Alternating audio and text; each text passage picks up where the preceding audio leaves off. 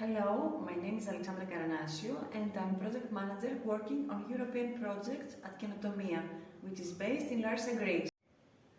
Our expectations regarding the Recover project are to see unemployed or needy young people equipped with the necessary skills and knowledge to become successful green entrepreneurs. We hope to witness their transformation from job seekers to job creators, contributing to a more sustainable future. The results of the Recover project bring significant added value to our organization, target group and community at various levels.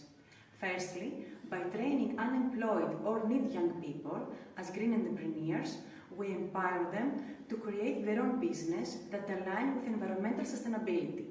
This improves their employability and fosters innovation and economic growth in our local and regional communities.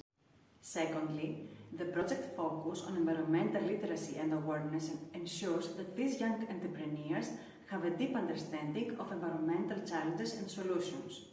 This knowledge enables them to develop and implement green technologies and practices, reducing carbon footprint and have a positive impact on the environment. On a regional scale, the project contributes to the development of a sustainable business ecosystem by fostering collaboration among green entrepreneurs, industry stakeholders and policymakers.